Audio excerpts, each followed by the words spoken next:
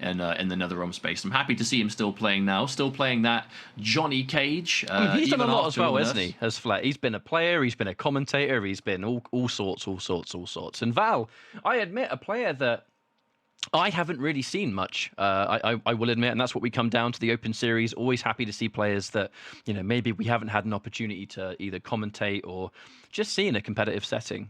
It's what I love about Open Series, how we're 5 months in, there are still players popping up in a bracket that we go, oh, okay, we haven't really seen them much or before. Whatever the case might be. I do see a Sindel on the card, so perhaps indeed. And is it loud and clear again? We're getting a really clear introduction to what I have always described as the Russian meta. By the way, Val going over different variations. Wonder if there's a multi-variation specialist on our hands. But what I was going to say is, we've always said the Russian meta seems to be lots of Sindel, lots of Jackie, lots of Shang Tsung, and even a big emphasis on playing Soul Eater Shang. This is an all-Russia bracket, and we've already seen Soul Eater from a player that normally doesn't, and a new player that we haven't seen a huge amount of in Open Series using the Sindel, maybe playing multiple variations of the character. So this is very much an introduction to Russia, folks. No, 100%. It really is the loud and clear that kind of emphasizes that. I love it. Sindel as a character, we're so used to seeing more often than not. It is, you know, especially if you watch a lot of like North American and more kind of traditional European Sindel, it's very kind of Royal Edenian for the kind of like standard MK11 character. And then you've got Splitting Hairs, like, you know, big confirms, big combo damage. Loud and clear, everywhere but Russia does seem to get not ignored, but definitely, you know, the least common of the three. This is a Russian variation as far as I'm concerned, with just how many players in a competitive setting bring this forward, and they play it at the highest level. So much respect. Val was just shy of a flawless victory there on Flet for this first round, the showstopper, which Flet, if he plays Cage, showstopper is definitely the favored variation. He much prefers the conversions, the unbreakable potential, comeback factor. Speaking of which, side switch as well. There's something that we don't really talk enough about when we talk about showstopper, is the ability to side switch for a character like Johnny Cage. Very strong. Speaking of which, what else is strong? That fatal blow cancel. Oh, he was expecting. Yeah, he was looking for something on wake up. No way. Hang on a minute. No way. Is this comeback going to happen? This One was more like touch, 10%. maybe? No. Oh my good lord, Flet gets the meaty down one. Flet. Full life. Comeback, folks. That is the Flet that we know and love. That was actually absurd. That was one of the largest comebacks I think we've seen so far in Open Series. That was straight up 5% health to almost a full life bar. Flair making the impossible happen in round 1 of the set. All right, calm down. We've only just started, Fleck. Come on now. Goodness gracious. Looking for the crushing blow, but no crushing blow to be had. Remember, folks, if you're new to Open Series, or maybe even new to MK11, this variation of Sindel, loud and clear, the damage, if she gets that crushing blow scream, is insanely high, and it's unbreakable. So you might see that if Val continues to pick loud and clear throughout this set. Hang on, wait. Was that jump 2 into literally a string for 220 damage? Good lord. Yeah, the 3-4 string was strong for Johnny, but it never did that much base damage. It's kind of gnarly. Oh, but there's the change, right? The aftermath change. Johnny Cage losing a lot of his frame advantage off those 1-2-4 force ball stuff. So you can still, you know, you can use it to kind of have a slight advantage, but nothing compared to what it used to be. Another cheeky low, deceivingly high, 20% just like that. And now that forward 4 connecting cleanly. Shit, but he falls block! Oh, he's too far to punish. The 1-2 does not quite reach. He had the clutch. Wait a minute, can he do it again? 10 seconds on the clock, but I don't think this will be a timeout, folks. This is going to be the play. Looks for the jump in, gets a clean jump of his own. Short hop overhead. Can he land the final hit? The up 3. That was risky business, but Val is going to pull that one through, Mustard. 1 round apiece. Trying to clutch it. Flair definitely had the right idea. Almost got the flawless block on the march, but didn't get the punish. I've got to say, Flair looking quite crispy today. Like, he missed the punish because like the button didn't reach, but his actual execution has been really good. Flair has been a little bit inconsistent in Open Series over the past times we've seen him. You know, sometimes execution can be a little bit to be desired, but today we're definitely seeing another element of it. But Val again. Val has a really good way of getting strong starts to the rounds, and then Fleck kind of brings it back. So I wonder if we're going to see that dynamic change. These lows have been a real thorn in Fleck's side, by the way. Val looking for these unusual times to pull the trigger on it, constantly fishing for that counter hit stream. And even though the scream doesn't actually hit, the damage is so insane, I don't even think it matters. Val. Definitely with this kind of light beam, you just need to chip, right? You just need to get hits. And speaking of which, there it is. And we don't even need anything else! Oh, brutality, all right. I like that. That was a good game number 1. I can't believe there's only one match. Good lord. That was a sweaty match, folks. That was indeed.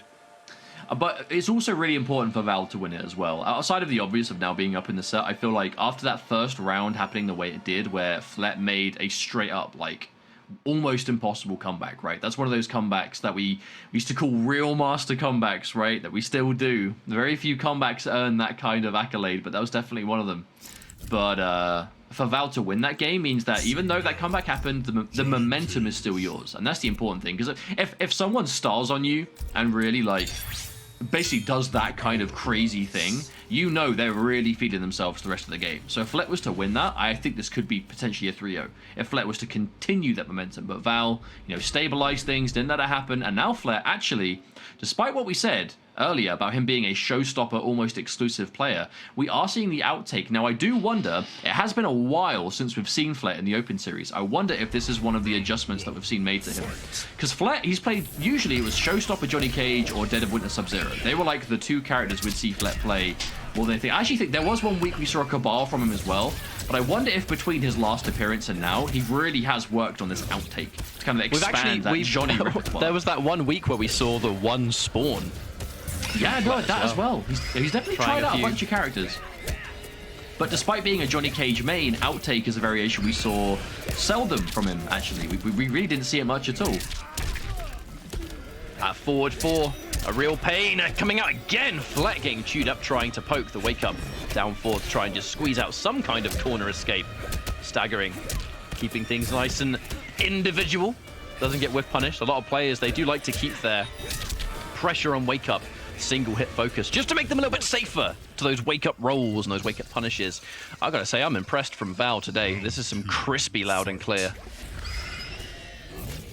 We don't see this variation near enough, in my opinion. Loud and clear, very strong. But again, a big emphasis on the low. That so overhead low we saw. pokes. No, but honestly, like the forward two. Oh, hang on a minute. Prepare for a big one. Here we go. Breakaway. Oh no, the drop.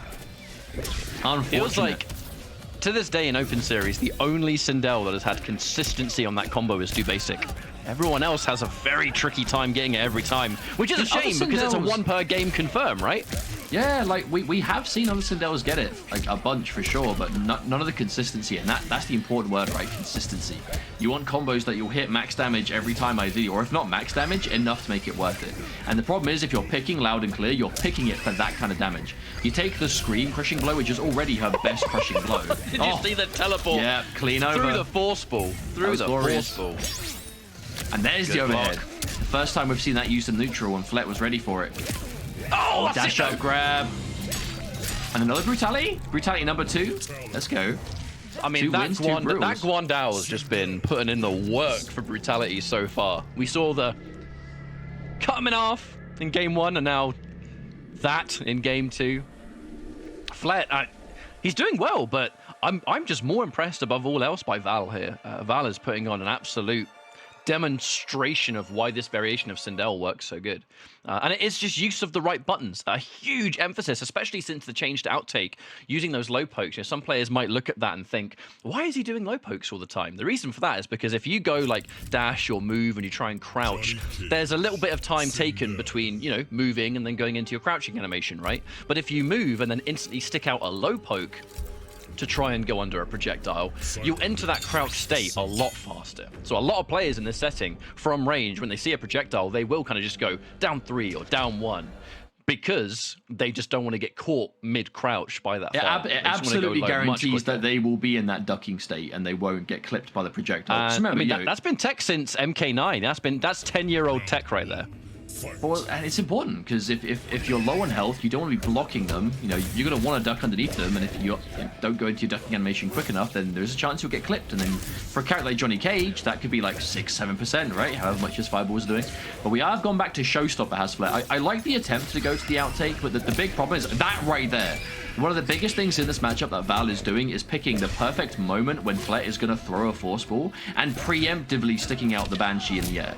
Because if the Banshee comes out first and then Flair throws a force ball, it's not a trade, you're just going to win, right? Because you're going to amplify it before the force ball hits you, you're going to teleport to him and get a full combo. It's one of the best counter-zoning projectiles in the game.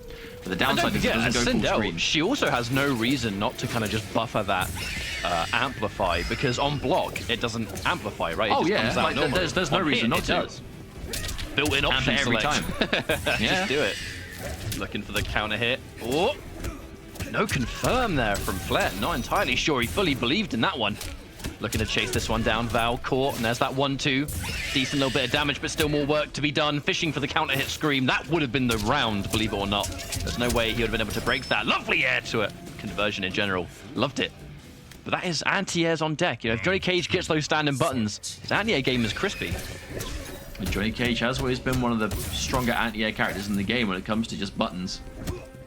Now here's a big thing. Flair. If Flair can get a life lead and keep it, that's where you can see the dynamic potentially change. Because right now, Val has had a lead most of the time and is really dictating when they throw fireballs. Oh, rare trade. If that happened frames later, we wouldn't have seen that situation. Tries to go for the confirm flet. An unfortunate combo drop. Using the meter on that interactable. He's only just built 1 bar of defense back.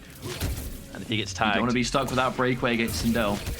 Even though Loud and Clear is looking at unbreakable 400 with frame advantage. With optimal. And he's yet to spend it. That's the important thing. And that's an air-to-air. Good thing he broke, because again, could have been the round with the damage that's on the table. Tries to cancel the Maleficent March. I think he's trying to bait some kind of button press. Doesn't matter. That's the forward 4. And it will be Val on the verge of a 3-0 here against Flet. Oh, no! Oh, there it is. Boom. Finish it. Oh. Oh. Oh, my God. Oh, it's so good. It's so good. Oh, no fuzzy either. This is all offense. Oh, the block on the low this time. And the punish. Flet was ready for that. Right, what does Flet do from this situation? He has the corner position, ultimate advantage. He's been able to somewhat equalize the health too, and he's still got his fatal blow. So this comeback is absolutely possible for Flet. Now he's now been able to take the life lead. Just shy of giving the fatal blow 1 more %. Anything on block is actually going to give it! Oh! No! That's the game. I tell you what, Mustard. If we saw, again, that bomb frames later, we could have seen the amp. And that would have been game over. But it's not. I feel like those were the only 2 times that we saw the Banshee not just win the trade, right? And it was because the bomb interactables, they are faster, they're faster than the force balls.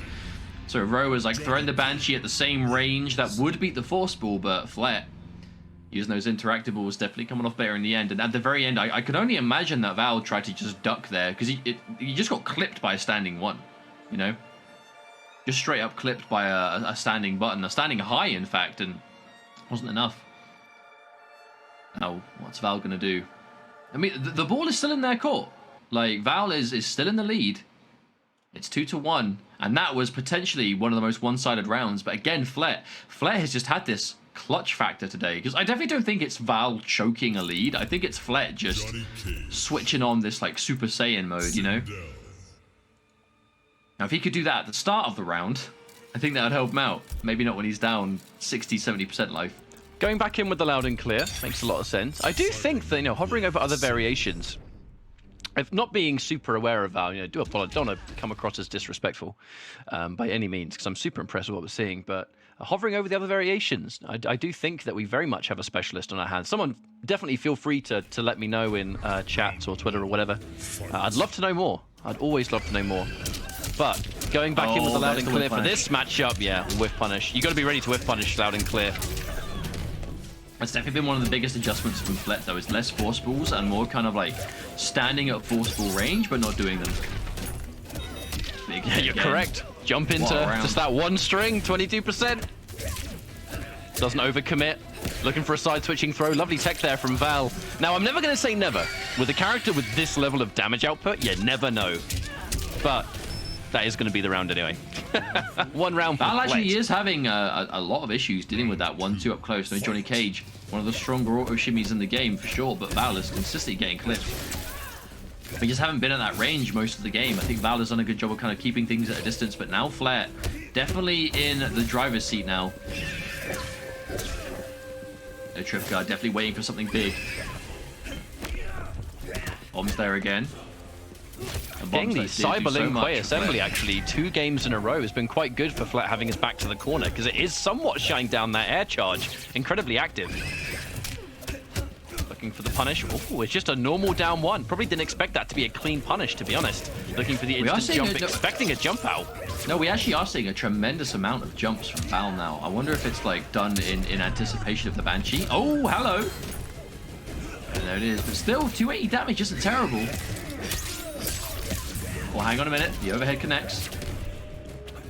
As long as there's a crushing blow scream and there's a fatal blow, this comeback is 1000% likely. But we'll see if Flet's going to be able to prevent it. Stealing a down 1, the forward 4. Blocked, and this is the round. Oh, hang on. That's it. Spin the fatal blow. Dead. Doesn't even need to overcomplicate. Surely, right? Yeah. He doesn't need to finish it. He doesn't need to go for the reps. Doesn't have to cash out the damage. The grounded string alone will do it. And even though the larger combos can exist, why risk dropping it if you can already secure the win and a match point for Val? I was a bit worried that Val had cut it a little bit too short, though, but that's why Val's a Sindel player and I'm not. Yeah, exactly. Definitely. I fall victim to that also, so many times. it's me judging whether a fatal blow is going to kill. Like, would you believe me even if I was confident? Only a 10% chance to get it right. Factually proven. 10% chance to get it right every time. 10% of the time, every time. Escape failed, however. Val lost the fatal blow and the scream, but that throw crushing blow, another good one for sure. Which will make the forward 4 even more annoying. If it wasn't irritating enough competitively already, you know, that magic button. Well, it's his match point. The lower Fleck gets the more. Oh, hang on a minute. That just connected on the armor break. Oh no. Reset. Reset is in big trouble. Big trouble. Big trouble. Now, what's it going to be? Grab or button? Meaty. Good pushback. Now, Flet. He's made so many comebacks. Can he do it again? No, he can't. The scream coming out. And the win will go to Val, which does mean our next matchup in the winners side, when we move on to the next side of winners, will be that Arn Kratos and Val. That's going to be an interesting matchup if it's going to be Sindel versus RoboCop. But that is a couple of matches away. We've still got to get through round 1 of winners right here. Yeah, good start. Good start to the day, absolutely. Val really bursting onto the open series with this Sindel taking it over Flet, who is a player that, again, everyone, using Variation 1 and Variation 2, so Command Grab Variation, Keep Away Variation. That was very impressive in its own right, but Arn Kratos did say to us back then, I will be playing RoboCop again, this time with Variation 3, but not yet, because it's not ready. This is a complicated variation, I haven't figured it out yet, and I'm not comfortable enough to play it. It will happen, but it's not now. Fast forward the clocks about a month later, and Arn Kratos has been playing on Patrol all through yesterday's qualifying and all through today, and is playing it again here against Val. So, very interested. So Val definitely seems like a Sindel specialist, but seeing the RoboCop has instantly gone into the Royal Edenian variations. So there is this matter of the low profiling Star Screamer that she gets in this variation, you know, the MK9 projectile. It is pretty much, well, I say that, she's had that for ages, but we remember it most in MK9. This is a variation that has traditional MK11 neutral, though, right? I'm looking at the ability to probably keep this variation of RoboCop a little bit more further away. This might be quite tricky, actually, for Arn Kratos. You will be sold to the highest bidder. You gotta sell RoboCop. Happen, Sindel. Face facts, my dear. But I can imagine that on Patrol, even though on Patrol, you know, we do see it as kind of a setup variation, RoboCop does still have a tremendous amount of like universal keep away options. So, I don't know. I think the biggest problem is going to be the fact that the Star Screamer crouches, right? Like, it goes low, it's going to go underneath the charge a lot. We are already seeing the jumps from Arn Kratos because of that. He's looking to maybe even whiff punish, and that is the air charge. That was a very specific answer. Had the read to duck, but a late down two. I do wonder what that was about. That was a crushing blow. This is actually, you know, this is exactly what we were talking about at the start of the day, that I was expecting to see. Oh, wow. I was expecting to see a ton of, like, familiarity and matchup knowledge. This is both of our Kratos' opponents. Oh, that is not an easy crushing blow to hit. Both of his opponents have seen the tear gas, and they have ducked immediately, knowing that the throw is something they have to deal with if not. So that I mean, imagine which players in the world will actually be ready for the on patrol matchup. Who'd have thought it actually might be the Russians that on Kratos practices against. Dashing grab, one more of those, and he's in a good situation. To wake up or not to wake up? It's on Kratos, of course, but no punish! Oh! Star Screamer! Oh, and just catches it in the air. Val looks ready for not only Robocop, but on Kratos' playstyle with Robocop. I do wonder if this might be very tricky. Comfortable here. But what I like about the Royal Edenian as well is, let's say, like, you know, on paper that Val is able to take this game and it goes the way we've seen it currently. Going for the grab again, I like that. Seeing Val ducking last time, not being deterred. But also, should the on patrol not work out, I feel like Royal Edenian isn't going to do terribly against Prime Directive either. I think this is really covering a bunch of bases for the Robocop matchup. Oh, down three is a low, so it's going to go under the shield. Gets the forward throw, the less obvious version, tries to get around it. There's this matter of damage always on Kratos. No button was pressed, so he's not going to get counted. However, that forward four is good. This does look quite tricky for On Patrol, I have to admit. This looks like a bit of a tricky matchup. Now, forward four connecting for another time. It wouldn't be Sindel without it. Looking for the fatal blow. The tech. No counter hit. But as we get closer and closer to pretty much chip kill, I was going to talk about the orb, but we didn't even need to see the orb because Val was able to close out the round anyway. Now, I will be honest, I do not think we're actually going to see On Patrol maybe for much longer. There's a strong potential that if he does stick with Robocop, he might change. I actually think it depends heavily on whether on Kratos has actually like played this matchup as much or not, because I would absolutely assume that he has. Like, I feel like any Russian player is going to be very ready for the loud and clear matchup, no matter what. You know, even if you are playing a new character, it's a character that you would have to fight against so many different times. I definitely think we might be getting a variation change. I see him sticking with Robocop, but no, he is going on patrol again. I respect this. I know this is the element for where I feel like players can do multiple things. So in on Kratos' sense, we know he's been working on his on patrol for a long time. You know, since we last saw it, since we last saw his Robocop at the very least. But a big part of getting these characters ready for tournament and competitive is using them in competitive. You know, and if you're going to lose one game and swap off of it, which is what a lot of players do tend to do if they pick multiple characters, you're not going to learn as much in a competitive sense by doing that. And on Kratos, you know, he's only one game down. By no means is this impossible. The matchup definitely looks kind of difficult, but I wonder if there's just an element to it that he can change. You always forget that even the furthest back end of that Star Screamer on Amp has a hitbox on it, so it's kind of tricky to jump over sometimes. It's basically a beam. It's not even a fireball at that point. Yeah, absolutely. It's a line on the bottom of the screen. It gives off massive Ronin Takeda vibes to me, personally. His meter burn projectile, but either way, on Kratos is getting zoned out, and this is why Val did go in with the Royal Edenian. We saw this absolute incredible loud and clear. But it's all about matchups. Sindel was such a good character because all three of her matchups kind of do well versus almost the whole cast. And she is a complete character in that respect. Oh, ouch! But that Star Screamer shuts down the projectile game. That is really beginning a consistent thorn in the side. On Kratos trying to grab, okay, uses the defensive bar, escape failed. This is definitely not impossible anymore. Oh, the wake up projectile, Val. Wake up instant jump barrage. Not seen that before, but on Kratos was quite far away. And again, it is Robocop. First you have to worry about is this, the shield in the end. I think it was going to kill at that health. Even the KB does 250. Oh. Yep, ends it early. Tries to go for the setup. I like that. Man, the Caltrops are still on the floor here. They've only just disappeared.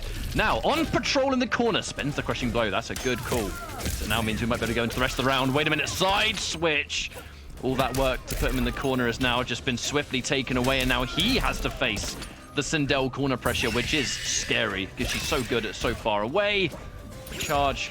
I mean, there's a reason we're not seeing Val go in too much here, right? Very hit and run. Go in, get the string, block, hit. Doesn't matter. Build that space up. However, On Kratos gets the Cobra Cannon and the spikes. Oh, hang on a minute.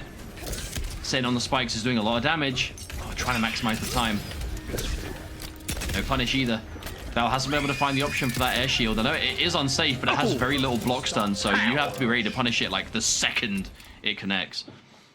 On Kratos, he's fighting back. He did spend the uppercut crushing blow and the throw crushing blow, though, so an expensive round on resources.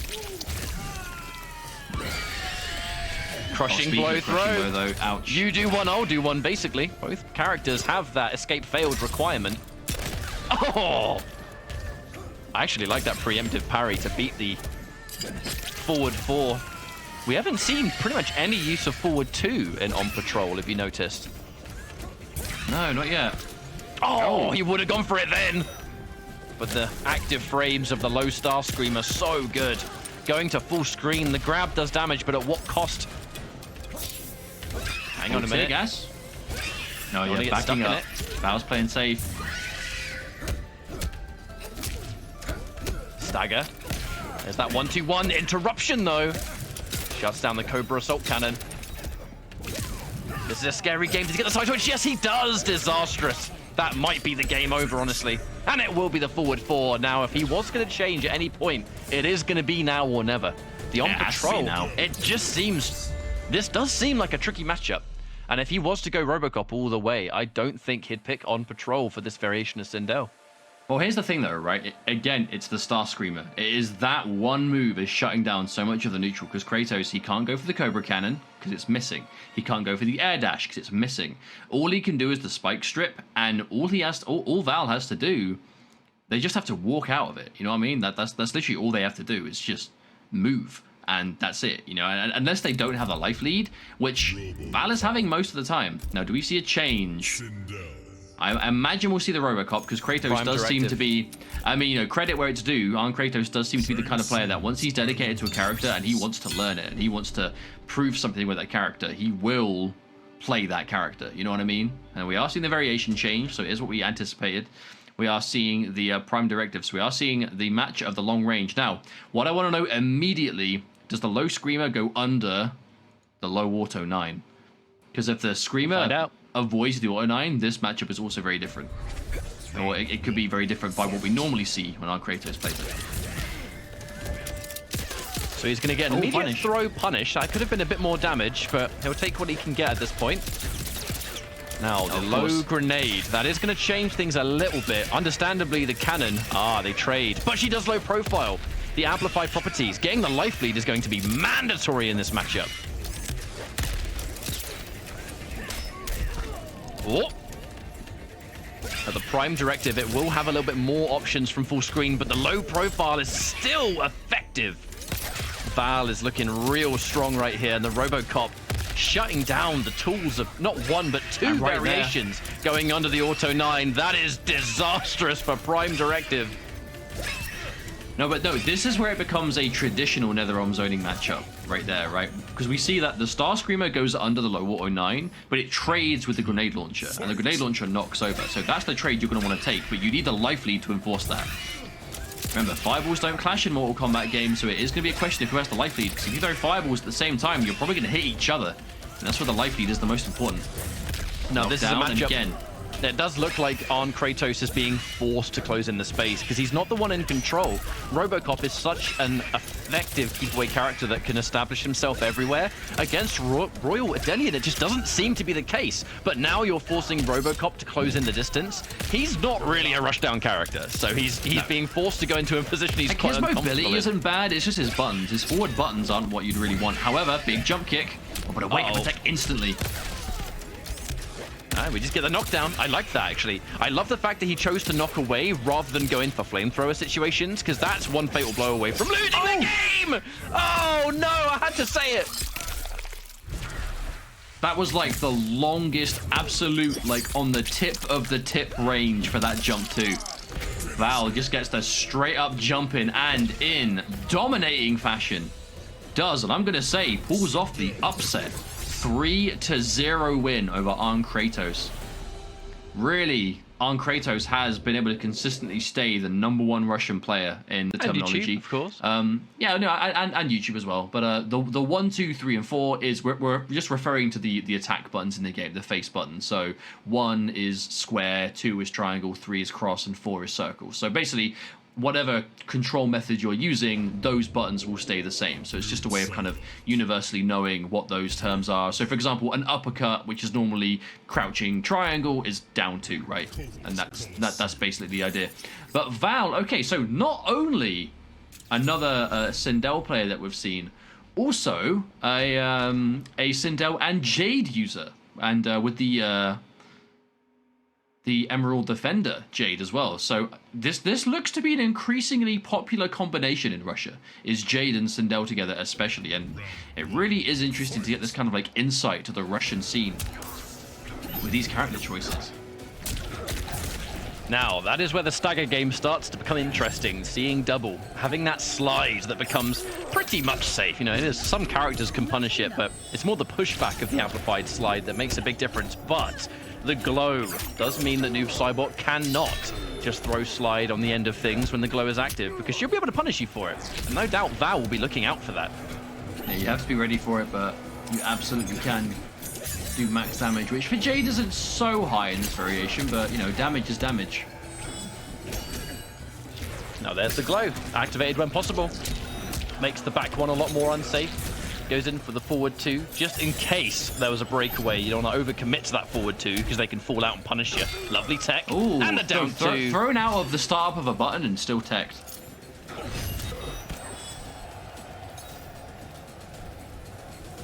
This is where we're at now. The glow does mean that full screen game does get shut down, and that was to bait the glow. That was a hard read, but a safe read. You know, if the fatal blow from that range, you're going to punish it, and that's going to take the glow away. I love that buffer into slide. If it catches her airborne, it gets rid of the glow, so you may as well commit. Now Val did have quite a lead there. Unfortunately, she wasn't able to keep it, but that could be the seeing double effect. Aladar, a couple of good reads. Now, seeing double, normally very, I would say, kind of like standard in the damage department, but enough, right? Like 20% per hit, 25%. Ooh, hang on a minute though. 340 damage. That's not bad at all for Jade combos. Ooh, was that potentially a flawless block, do you think, or maybe? Very unusual for Noob Saibot to do standing 2 on its own. That's the anti-air though. Noob Saibot's down 4 anti-air. So good and so satisfying to land. That's not gonna be defensive bar for Val for a long time though. The fuzzy, but not the double fuzzy. Oh, breakaway into the boomerang. Yes, indeed. I mean, the anti-air standing 1, I do respect the attempt, because that would have been a full combo. Remember, Noob Saibot, his forward 2 got buffed. The whole string got buffed in terms of, like, combo usage. So you can do forward 2, forward 2-2-1 into fatal blow, and actually combos now. So I do believe that would have worked. We actually saw a dropped combo that ended up being an escaped failed throw reset. So that's actually not a bad turn of events for Val. Messed up the combo, but still came off really positive in it. Oh no! Just about to get breakaway. Do we see it? Yeah, Aladar waits it out. Armor break threat guarantees 270 damage, near enough. Haven't got to worry about fatal blow for a fair few seconds now. Forces Aladar to have to go in, but when Noob Saibot has to close in the space, this is one of his biggest weaknesses. It is his complete and utter lack of mobility. Noob Saibot's got range, he's got damage, and he's got buttons, but what he doesn't have is good forward movement. So when he has to chase you down and he doesn't have the life lead, that really, I think, is Noob Saibot when he's at his weakest, because he just doesn't have the speed to close in space. No, this is also why he's considered to lose against some of the more kind of like relentlessly dry and long range characters that have ways to kind of like stop you moving in, right? And it's one of the reasons why he seems to be so bad against Shang is, you look at Noob Saibot, he is very safe, he has amazing buttons, slide is a great special move, decent chunky damage, sure, good safety, and the mind game of, you know, do you amp or not, crushing blows tied to it, all that is really good. However, if you don't have the life lead, they are full screen away from you, your slide doesn't reach, your grounded mobility is not good at all, and you're just not going to be in a position to even trade. You know, like it's not a great situation to be in, so I'm not at all surprised to see Aladar go for this change to Marauder, a character that also, you know, on paper does seem to get zoned out by a lot of the more kind of like relentlessly dry characters. However, Blade Spark does go full screen as a standard projectile, and your damage absolutely just towers over what Emerald Defender can output. So should you get a good read on the throw, should you get a good jump in, you'll be doing at least double the damage she's going to do to you for the same read.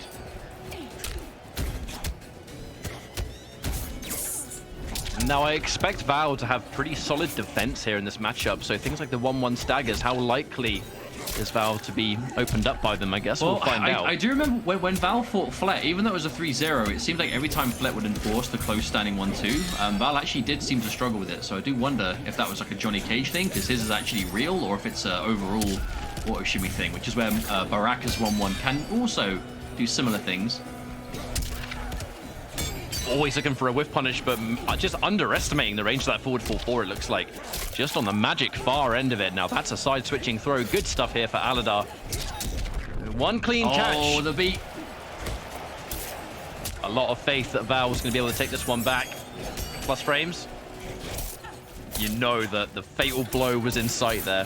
It really was. And wait a minute! Oh, no fatal blow. Never mind, never mind. Anywhere outside the corner, maybe it would have worked. Yeah, I actually like the idea there. It's, look, Jade's probably not going to have the best punishment. Maybe her back one, perhaps, or... I mean, back two is probably not going to reach, so I imagine back one. But with your back to the wall like that, spend the fatal blow, get the armor out, but it didn't work. And unfortunately... 50% at least incoming. Yeah, we are still rolling downhill. Oh! I'm just trying to down two and wake up. You know what? Why not? That far down, you may as well give it a go. That is a clean pickup. Now, are we going to see maybe a change to Sindel or something similar? This could be a game of just swapping characters, as we have seen in open series many, many times. I mean, that last life bar was a game. token Marauder 3-touch kill, right? Touch 1, big damage combo. Touch 2, throw, because they don't want to get comboed again. Touch 3, combo, because they don't want to get thrown again. You know what I mean? Like, that is the quintessential perfect Marauder round right there. Look no further than that. My good lord, though, that was definitely a turnaround, and exactly what you expect to see when you see the Marauder change, right? Like, yes, he still has somewhat issues, you know, full screen. He does have some problems getting you know, really zoned out super hard, but when he gets in, Marauder, definitely a scary one. Oh, are you listening to it? I think Aladar's being a bit BM here. Are you hearing that? Have you figured out what he just did? I am. He's calling him a noob with the announcer's voice. I mean, yes. That is BM. But there are so many layers to that. But Val has now I can only imagine there must be extra context to this. There has to be. Have they played I've never seen someone do that in tournament. Oh my good lord. Noob, Cybot. I can't believe he did that. So Val has gone into the splitting hairs, Sindel. So if we're talking damage, splitting hairs actually gets really solid damage as well. This is the combo variation of the three of them. And when I say combos, I mean consistent combos. Loud and clear has the big payouts. But yeah, this is you capture button. Speaking of which, that's the launch. 350 with the breakaway. Oh, hang on a minute. Baraka takes that as a challenge. Anything you can do, I can do better. Oh, 480. That was like the most vanilla Baraka combo too. It was crushing blow, standing for gutted, standing for special, almost 50%. Oh, he tried to get cheeky. Dude, Aladar is playing with no respect. I wonder if there's like lore here. You know what I mean? There has to be some history. I wish I knew it. Give me storylines, because it makes the matches even better. But the first round is going to go to Val all the same. The fact that KB Scream landed and by the time you broke 35%'s already gone. I mean, that is the power of some of these combo variations. Splitting hairs, hitting incredibly hard. And Sindel's not like she's got bad buttons, but it gets the perfect call out on the roll, and this is unbreakable because Val used the meter on the wake up roll. So that's going to be just a nice traditional Marauder BNB, and the grab, because why not? Marauder wants to get those grabs. The forward 2-1, chewing it through, and the counter poke. One round apiece. Now this round win, if both these players are swapping between characters, this is a vital round to win to get that final change. Uh-oh. Oh, that's no. unsafe. Al made a big read there. The whip and flip is... it is a risky little counter poke to throw out, but we do see splitting hairs. Well, it's another one. It is another one of those high risk, high reward options, right? If it connects, you have a good crushing blow you could potentially get if they're pressing a poke back, and that's what it's there for. Yeah, big drop there from Aladar, unfortunately, but still a huge lead. Fatal But that blow is a there. scary drop because I'm looking at Fatal Blow and I'm looking at 2 bars of offensive meter. That is a scary situation to be in, dropping that combo right there. He has got the full screen. Splitting hairs doesn't have projectiles. Splitting hairs can't guarantee fatal blow off the launcher because you can break away before the launcher's finished. So Aladar should have a breakaway opportunity here, provided he doesn't get sent low enough that string fatal blow will kill. Minus frames, enforcing the forward 4. I mean, that was a mix between grab and forward 4 right there. And the fatal blow. Patience from Val. Now, does Aladar save that bar when he gets it, or does he spend it on the potential another projectile? Because Val's defense on those overheads has been impeccable. But the trade in the air. Aladar's going to take it. I wasn't sure where that one was going at the start, but he was able to stabilize it. I'm looking at the character select, and I'm wondering if Aladar is going to... I don't know why that sentence was so hard to say. Is he going to do the same thing again? Is there going to be extra layers to his bad manners? Or are we going straight into our there's next always matchup? the chance that maybe he didn't, because I've seen people do that before, but never in tournament. There's always the chance he was just like, I mean, yeah, it was can't do specific. Can't do a noob Cybot, so I've got to pick Baraka. Maybe there's that. Or am I giving too much credit? I don't know. No hesitation. I don't this time. know. That's my answer. I don't know. But we'll find out. We'll find out if there's any disrespect if Aladar wins this next game. How Okay, about that? if there wasn't, I take it back. But I'm sure there was. Oh, or is this it? Unless Aladar knows that Val plays noob Cybot. All right, maybe not. Maybe not. There's a potential that they know that Val plays noob Cybot, and maybe Aladar was trying to say pick noob Cybot. Damn, our conspiracy caps are way too tight, I think. I want to find the answer to this conspiracy. Is it as we said, or was it not? Either way, it's a great result. Because I have seen players unironically do that before, and I thought maybe we could be seeing it again today. I mean, you know, expect the unexpected and all that. Val hasn't even got a customization on this noob Cybot.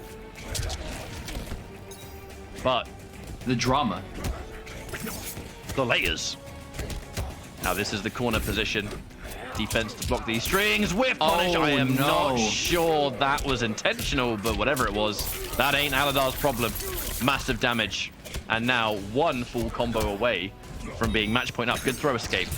But you have to be so careful. Looking to stick out that forward two. Let's go early. That's a punish. Oh, and breakaway. Val is confident, but no, wasn't able to win. Now, confident this is literally frustrated? No. This is the worst case scenario. No breakaway. Corner against Baraka. Good anti-air. That was crucial. Val cannot let Aladar keep this corner for free. Oh no! Oh, Aladar with a combo drop. That was a 60% combo that no longer will happen. That was the best combo drop that Val could need from Aladar. That was a huge mistake. Crucial mistake to make. Gets caught. Doesn't want to spend his meter on the defense. There's that down 4 again. Tries to counter poke with a cheeky slide. The raw jump, and he knows that Val might not even try and anti-air this, which is risky. Now, escape failed. Noob Cybot. He gets crushing blow throw on both directions. That is a very important escape. Failed to get, but no! You hate to have that happen as a Noob Cybot player. You whiff the slide and you amplify it to make yourself more whiff punishable. Back-to-back poke. He just doesn't want to get opened up. Val's being careful. The counter poke chop chop. Is the bar enough? Yes, it is. Aladar with the chop chop amplify manages to take the set. Wasn't sure where that one was going. And there's the cake. Chop it up, Baraka. Cut us a slice. Turns it into pulp. What a waste of time. Oh. Wow, though, Aladar secures grand finals winner side. Okay, so if I looked at our 8 players today and I had to pick who I thought would be a favorite, Aladar, I mean, I'm not going to say that Aladar... And Arn Kratos has done an amazing job in the Open Series of really taking that opinion and working super hard with... Robocop is not easy to play. That's the thing. Like, he's very defensive and he's projectile focused. He's patient. He sets up obstacles. He waits for you to play. At this level of competition, that is a very, very difficult way to play with a character that does no damage. You know, I cannot explain enough how difficult this is to do against really good players. But Val going in with the character that was such a tricky matchup before. Val going into this matchup-wise, I think, is the favorite. But we'll see if Kratos has that tournament-proven adaptation. But this is the next layer to it, though, right? How many times in the Open Series have we seen a player lose 3-0 to someone in winners just to get the run back in losers, right? Like, even if it is the same matchup, you know, sometimes it just takes a little bit of adjustment, adaptation. But it could be easier said than done for sure, as Val has had a really good day. You know, lost narrowly. I say narrowly. It was a, you know, relatively close set in winners finals to Aladar, but Val has been having a great day aside from that. Because spacing is one thing with Robocop. The extra layer comes into defense. Tackling matchups that you'll really struggle in. You know, you can have really good understanding of projectiles and how to place them and all that stuff. But then eventually the opponent's going to get in. Eventually the opponent's going to put you in a weird situation that you're really uncomfortable, and you need to have that iron defense to make it work. On Kratos and his clutch factor and his decision making. All that, yeah. Speaking of which, he knew the orb was coming. Exactly. Trying to build that escape. But can he make the comeback? Oh, Val messes up the punish, but it doesn't matter. It's the first round anyway. Now, already one huge difference, though, that we're seeing, and we saw this when they fought in winners as well, though, the difference in the matchup between the On Patrol versus the Sindel versus the, you know, Robocop versus basically anything else. This is a matchup that you 100% have to go to her. Like, under no circumstances is she ever going to have to close the gap on you. Her fireball will win the trades. Good interruption on the Cobra Cannon. Her fireball will just straight up win in trades. She's not going to lose any life for that. She's going to have the life lead a lot of the time, and you have to use that forward mobility, which Robocop isn't terrible at with, like, dashes and stuff, and obviously that, yeah, dash, really helping. Its forward button's not quite good for clearing that distance quickly. Ooh, hello. All right, we get the forward throw. Now the gas. The Star Screamer. Safe range to do it, honestly. Flawless block on the charge. I like that. And now with the orb, that should be guaranteed. Taste of your own medicine, Robocop.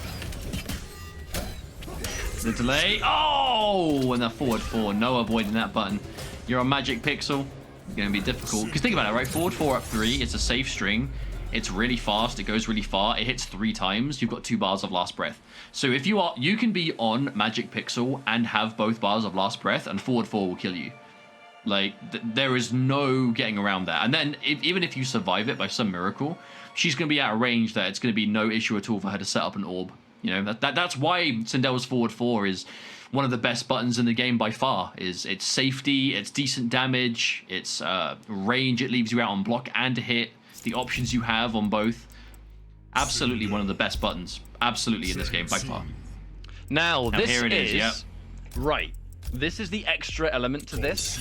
Clearly, Val has been able to show on Kratos that the 2 main variations you would probably want to use against Royal Edenian both have a really, really, really hard time against what was happening there. You know what I mean? And I think this has given on Kratos the understanding of thinking, look, clearly this matchup is really, really hard. I'm going to go to a character I know I am going to have a much better chance against your Sindel with. So, he's gone to the absolute main of mains. Shang Tsung and Warlock, so. We might see Robocop later. But now he wants to win. I mean, this is the whole point of playing multiple characters, right? It's not just picking who you feel like playing in the moment. It's, I mean, if you're a competitive player, your characters are supposed to cover the cast. You want to play Robocop competitively, and Robocop has a bad matchup that no matter what variations you're trying, you just cannot seem to make work, and you play something that does better, that is exactly what this is there for. You put in that time. It's a lot of us struggle to even play one character competitive level, right? So having the ability and the, you know, the drive to be able to learn multiple characters at the highest possible level, like Kratos does, it's now, difficult, but the reward is more versatility. Now, I tell you what, though, Mustard, simply put, this matchup is going to be weird for Royal Edenian in this regard, because Warlock, that corpse drop, will just trade way more favorably. But that is the nature of corpse drop. It does so much damage as a standalone projectile that if she does Star Screamer and he does corpse drop, he'll win that trade. Corner punish. See, look, it's similar damage, but if Kratos has a life lead, it's just so much better for him. Corner pressure begins. Amplify for extra damage on top. Oh, And the armor off break. the round! It's going to reset the scaling.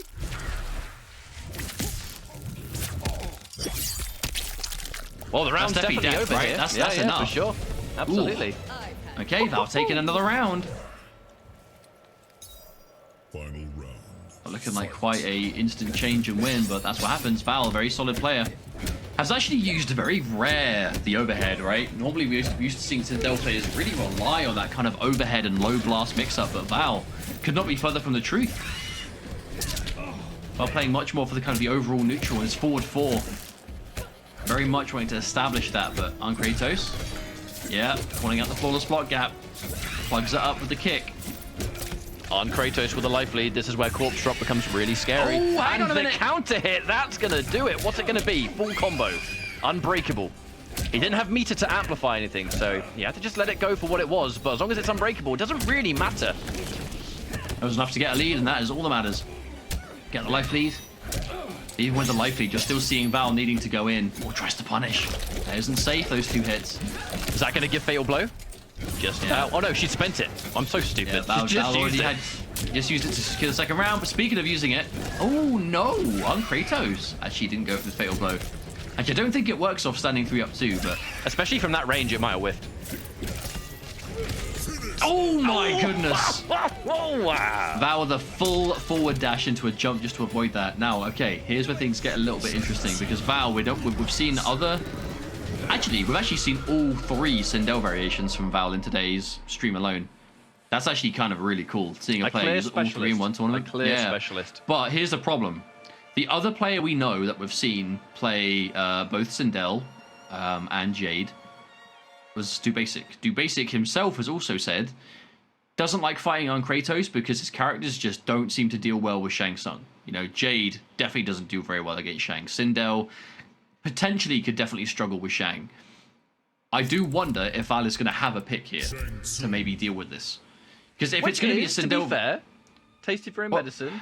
I mean, yeah, but that is it. That's the whole point of playing these characters, right? But that's also if you are mainly a player of those two characters, right, the Jade and Sindel, and there is a character that beats them both, that's where it becomes. But that's where it becomes your responsibility to kind of like find something that can manage it, right? However, maybe the answer is in the variation. You know, we are seeing again the same variation come through from Val, but it wasn't a super dominant game. I don't think this is impossible, especially with how Val's been playing it. With how close that last game was, you couldn't really say it was a character issue. Definitely didn't seem So like as we it. go in and see. Oh, that 4-4 to beat the ground eruption. Literally round one fight, instant decisions. I'm so accustomed to there not being a first hit bonus anymore. I even forget that we've spent years having one. Well, in this game, it's the first hit props, isn't it? Yeah, which ultimately means props. nothing. I mean, But props. hey, who doesn't like props? Oh no, the active Star Screamer amp. The Like I beam said, to it end all ain't a beams. projectile, it's a beam all the way. And the deceivingly high damage output. Nice block with a counter hit. And that's just You going know to what? secure the round. Not a bad use, to be honest. No, I absolutely love that decision from Val. Using that scream on block in a place where it's common to go for something that can be interrupted. Very smart. To get the counter hit crushing blow right there and then. And it also goes to show that Royal Edenian, because a lot of your damage comes from like chunking people down with the low screamer and stuff like that, you can be a little bit more flippant with the scream crushing blow. Because you don't really need it as much as the other variations. But it definitely gets the lowest combo potential of the three, you know, because Loud and Clear gets all the I mean, what are you going to do, right? You're going to do hairs. Scream KB, Dash in Scream, Jump and Punch, something. You know, like, Back two, you're definitely not maybe. getting the same, yeah. Not getting the same into the variations. So if it's going to win the round under any circumstances, why not? Piece by piece. Looks like Val starting to equalize the life. The knockdown of the corpse drop. I mean, that doesn't help matters. Good read on the advance with that straight skull. Interruption. 1-1-2 though, just for the pushback. But that's still a good situation that for our roll Kratos. punish, though, on Kratos. Always Precision. ready. Final round. Fight. I'll get a bar back, too. That's going to be important for the trade, yep. Oh, Val had to spend bar on that and still did the same damage. That's unfortunate. Raw jump and the side switch. It's not about corner pressure here, folks. It's about that real estate, the ability to have the full screen if you want it. On Kratos, does he push in? Nope, he backs off. And this is the right play. This is the right decision to make. However, Interactable catches him before corpse drops. That is some free damage. Bad trade. On Kratos, missed spaces the corpse drop by an absolute narrow margin, but the amplify. But look at how meter intensive this matchup is. Both players, the second they get a bar, they're having to spend it. Fatal blow. Oh, no, Kratos saving it. Oh no! And just as fast as we can point it out, a couple of corpses back to back. That's going to add up quickly. Those corpses do just shy of 10%. That's a decent chunk. But I feel like what happened there, Mustard, was what happened at the end. That it looked like impatience, but I'm not 100% convinced it was. I think it's just in that situation on hit from it was expecting the amp, right? Expecting the amp, and the amp not coming. Expecting something else. Just expecting something that wasn't another one back to back. Because in that situation, you get one good read on a projectile. Both players had Fatal Blow. That's a Fatal Blow confirmed into winning the game, into being 2-1 up. So that on face value looks like impatience, but I think it was just a read that just went astray, you know? But now what does Val do? Is it character? So Val plays Robocop as well, but this is Prime Directive. Now, Mustard, tell us why Prime Directive. So Prime Directive is the... Oh, that is a tactical-looking Robocop. So Prime Directive is the straight-up, like, this variation is built for keep away. And universally, Robocop is a very strong keep away character. So this variation just takes what he's already good at and, like, dials it up to 11, right? That's the whole point of it. However, Shang Tsung is a character that is used to zoning out pretty much every other character in the game, near enough. Robocop actually kind of does a good job at zoning out Shang Tsung himself. Like, Robocop's extreme keep away, and yeah, there's a reason we're seeing on Kratos go for the Soul Steal straight away. Because he plays this matchup, he has used this matchup to defeat Shang players himself in the past. But the keep away is definitely not bad against Shang Tsung. However, it is still one of those token Netherrealm keep away matchups where life lead is important, and right now, a sizable life lead goes to on Kratos. He really wants that Soul Steal. He's poking with Soul Steal because he himself is so confident using Robocop. But, doesn't go in for the rest of the string, and that's going to be a full combo. He becomes Robocop for the end. But from this situation, he will have advantage here because he has the life lead. 2.0. But even the chip damage, he's doing. Oh, the grenade. Good matchup here for Arn Kratos. If he gets a life lead, he can just become Robocop and outzone you with the same variation. I am you, but stronger.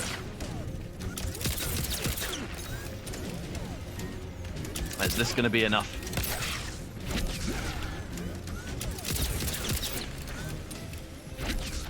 I mean, he really wants that Soul Steal. I respect that. I mean, it's got a fast startup, right? Tried to punish. That would have been a counter hit. Easy 30%. Side switch. Escape failed. Good news for Robocop. Val needs to make this one work. Oh, standing one. I'm not sure if that was intentional. Getting a crushing blow throw. Oh, and he's just too tasty. Couldn't resist it. Wake up. Oh, one. Okay, mix up. Grab or mid. Now, the mid he's looking for is the forward two. He's looking for the counter hit. He wants that crushing blow. But now, uh-oh, not again. Speaking of forward two crushing blow. Oh, no! The same mix. Oh, that's enough. Oh, that's going to be game over. He becomes you. I feel like on Kratos spent more of that game as Robocop than Shang. I think I've never seen so many Soul Steals in one game, regardless. I wouldn't consider that. Can we talk about that movie skin? No, can we talk about the skin with the Shang Tsung coat from the movie? That's got to be like, I would say this is the greatest designed iteration of Shang Tsung we've ever seen in a modern Mortal Kombat game. Oh yeah, I'll say that with confidence. I agree, absolutely. But that was a good matchup. That was a good matchup because normally when you